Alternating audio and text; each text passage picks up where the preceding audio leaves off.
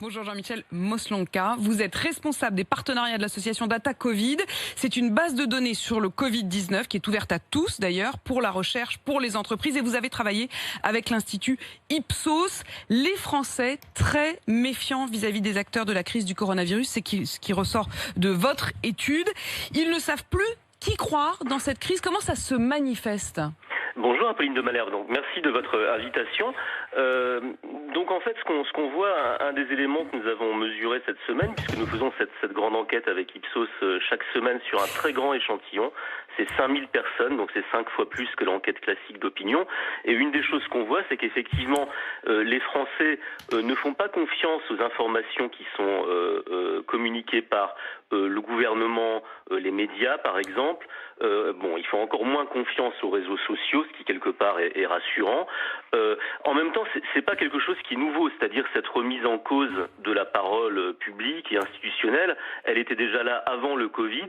Peut-être que le Covid l'a un peu exacerbé dans l'espèce de confusion ambiante, mais ce qui est quand même rassurant, c'est qu'il y a deux catégories qui gardent quand même la confiance des Français aujourd'hui, qui sont d'une part les chercheurs et les scientifiques, qui ont une note de 6,8 sur 10, là où par exemple le gouvernement est noté à 4 sur 10, et surtout les professionnels de santé, donc les soignants, les médecins, les infirmières, eux ils sont notés à 7,3 sur 10. Ça veut dire que, pour le coup, leur présence dans les médias, vraiment, on a redécouvert aussi la parole scientifique, la parole des médias, même si on s'est rendu compte aussi que les scientifiques pouvaient ne pas être d'accord entre eux. Donc, est-ce que là aussi, ça ne crée pas une sorte de sentiment de qui croire ?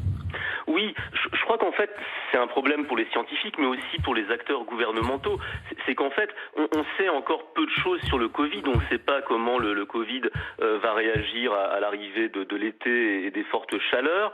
On ne sait pas si avoir eu le Covid protège vraiment du Covid.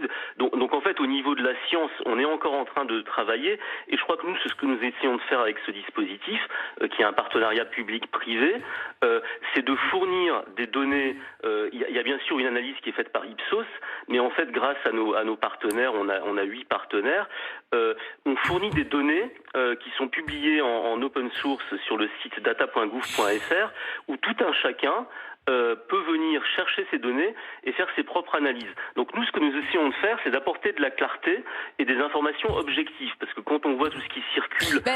J'ai envie de vous arrêter sur le mot objectif, parce que c'est justement toute la question qu'on s'est posée même pendant toute cette période. On écoute des scientifiques, certains vous disent, je vous prends un exemple, les enfants, porteurs sains, pas porteurs sains. Au début du coronavirus, on nous dit, les enfants c'est presque les pires, ils diffusent le virus, il faut s'en méfier comme de la peste, c'est le cas de le dire. Et puis aujourd'hui, un certain nombre de scientifiques reviennent sur cette information et nous disent non, en réalité, on a le sentiment que il est possible que les enfants ne soient pas porteurs du tout. Et du coup, est-ce que ce mot d'objectivité, y compris dans le domaine de la science, a encore un sens ? Alors je crois qu'en fait, quand on se place sur le plan des études cliniques, par exemple, là on essaie de faire les choses, les scientifiques font des choses de manière objective, mais ça prend du temps. Je crois que c'est ça le problème, c'est la temporalité. C'est qu'évidemment, que ce soit vous, les médias ou les politiques, par exemple, on leur demande de parler tout de suite. Et moi, si je regarde le port du masque, on a quand même dit que porter un masque, ça servait pas à grand chose. Maintenant, on dit que ça sert à quelque chose. Mais du coup, nous, ce qu'on voit dans le baromètre, ce qui est sûr aussi, il y en a 47% aujourd'hui qui en portent tout le temps ou souvent. Alors c'est plus 7% par rapport à la vague de la semaine dernière, mais c'est quand même moins de 50%. Et surtout selon les régions, il y a des grandes différences. Si vous prenez l'Île-de-France, les gens qui disent porter un masque tout le temps, il y en a 27% en Île-de-France, mais dans les Pays de la Loire, c'est 13%, en Bretagne, c'est 16%. Donc on a une grande dichotomie, et je pense que le problème, encore une fois, Apolline de Malherbe, ça vient plutôt que les médias, les politiques et même parfois les scientifiques qui conseillent tous ces gens-là, on leur demande de s'exprimer tout de suite sur des choses qui ne sont pas stabilisées, en fait. Donc le rapport au temps, à l'urgence, au fait de parler tout de suite. Merci beaucoup, Jean-Michel, d'être venu ce matin sur RMC. Je peux dire juste un petit mot. Je voudrais en fait remercier les 8 entreprises qui nous permettent de faire ça et de fournir ces données gratuitement à tous les scientifiques. Donc on a Gilead, Amgen, Johnson & Johnson et Roche.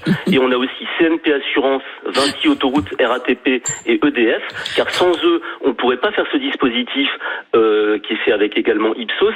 Et on cherche également d'autres partenaires, parce que là, on a en fait publié la 5e vague, mais on sait que ces comportements des Français vont continuer à changer. Et donc, s'il y a des partenaires potentiels qui sont intéressés de nous aider, n'hésitez pas à nous contacter. Vous en avez profité pour lancer votre appel, Jean-Michel Moschanka, mais ce qui est sûr, c'est qu'évidemment, je profite de l'occasion. Ensuite, le travail que vous faites est franchement passionnant. Et d'ailleurs, il faut être tout à fait honnête, dans votre étude, nous, journalistes, on n'est pas franchement très très bien placés. On n'obtient que 4,1 sur 10. On n'a pas la moyenne. On est légèrement mieux que le gouvernement qui est à 4 sur 10. Les seuls élus qui s'en sortent un tout petit peu du côté des politiques, ce sont les maires. Et encore, ils sont juste au-dessus de la moyenne, à 5,1. Merci pour cette étude donc sur le rapport des Français avec les acteurs de la crise du coronavirus. C'est l'heure de